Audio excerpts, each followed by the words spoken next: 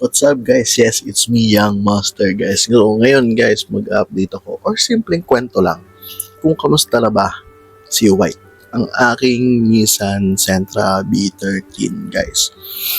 So ngayon guys, noong May 24, 2025, inumpisaan tanggalin yung makina ni White.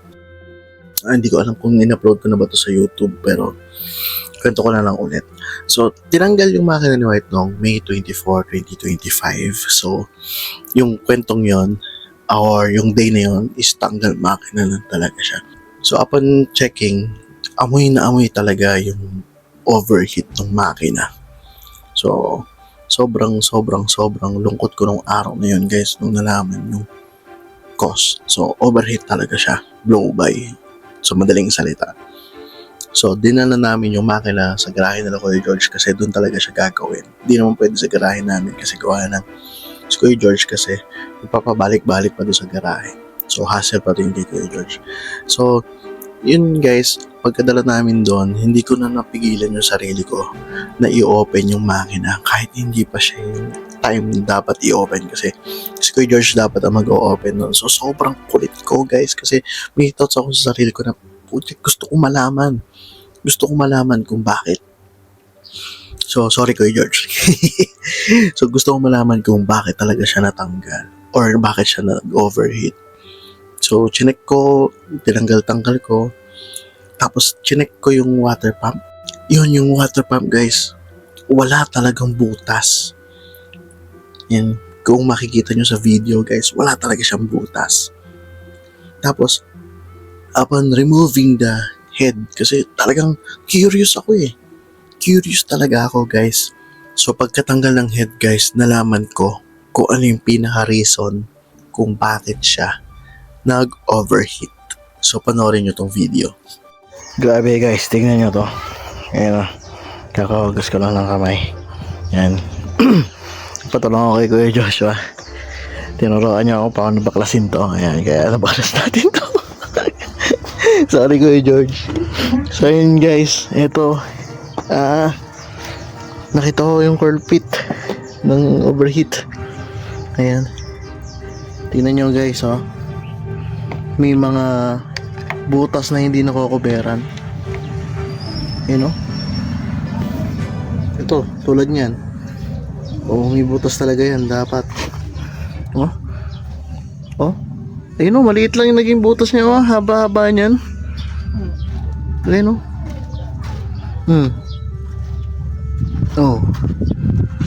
Ito, tama to. Ito, ayun o. Ay, grabe. Hindi mag-overheat ng ganyan yan o. Grabe. Kaya pala nag-overheat guys. Oh, grabe. Ito lang siya oh. Grabe oh. Okay pa sana si White guys kung tama yung pagkakabit ng gasket. Okay sana siya. Naandar pa sana siya. Grabe, head gasket yung pinaka reason. Ay, shoutout sa mekaniko nito. Grabe ginawa nyo, sir. Dumami pa sana ang customer nyo para matuto kayo kung paano magkabit talaga. Yung bayan sir mismo may problema nito. Tingnan nyo to ha. Ito yung mga to. Ito, walang butas yan. Oh, grabe oh. Walang butas yun oh. Wala talaga siyang butas guys. Kanina ko pa siya binibindot. Ayun oh. Grabe as in. Grabe guys.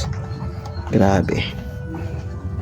So yun nga yung reason guys kung bakit nag-overheat yung makina.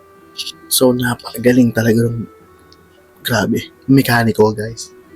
Kung hindi siya nagpabaya sa buo niya, okay pa sana yung kotse. No? Ilang taon nang hindi na andar si White dahil sa kanya, dahil sa kapabayaan niya. Well, actually, may fault din sa side ko kasi hindi ko pa napapabuo. So, bakit ba? Wala pa akong budget. Kasi yun nga, guys. So, move on. Bumili ako ng mga bearing. Lahat na ng bearing pinapalitan na kasi may mga tama na. Kasi nga, overheat eh.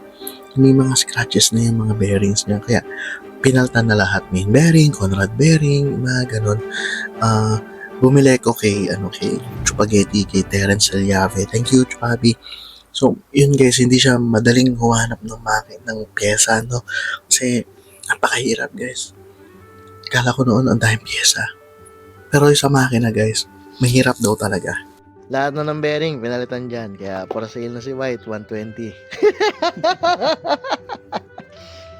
So, yun lang yung update natin for today's video. Paalam. So, ito nga, chinek na rin yung oil pump kasi total open naman na yung makina. Chinek na rin ni Kuya George yung oil pump. Tapos, dinala na rin namin siya, yung makina, sa machine shop. So, yung pagkadala namin, binalikan na rin namin after ilang days. So, fresh na ulit yung makina niya, guys. Hinoning, pinantay kasi mayroong mga parang hindi na nagpantay yung cylinder head. So, di ba, circle siya. Ay, cylinder block. So, di ba, circle siya. Naging parang nagkaroon ng curve, parang naging korteng itlog, guys. Nahukay yung cylinder block. Kamusta na ba yung makina? So, ngayon, guys, hindi pa rin siya buo kasi marami pang kulang. So yun nga, ako kasi nagbukas ng makina. So yung mga tornilyo, hindi na matandaan kung saan na ilagay yung mga tornilyong na itanggal.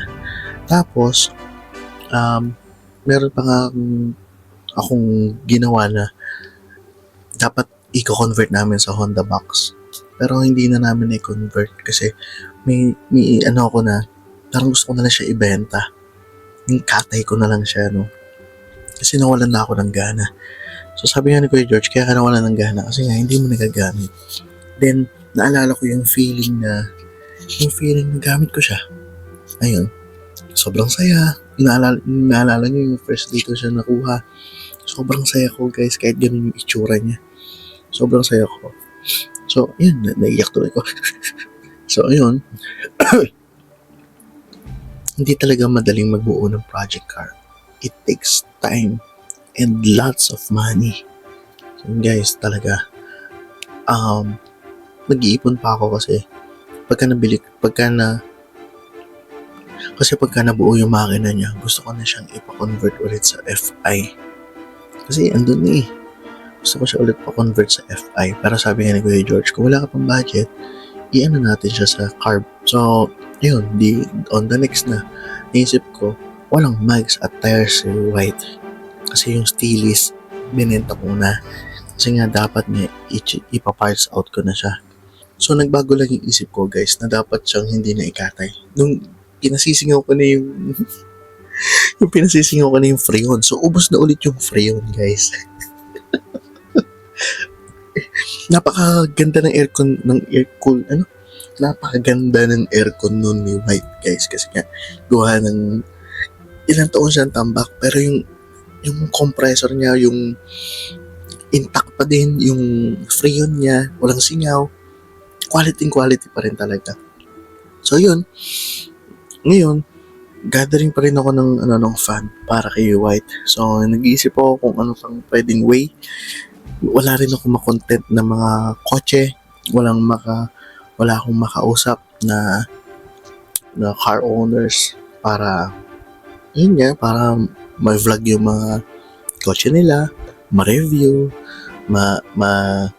maipakita sa inyo kung ano yung mga dapat o hindi dapat sa kotseng yun para matulungan kayo sa pagpili.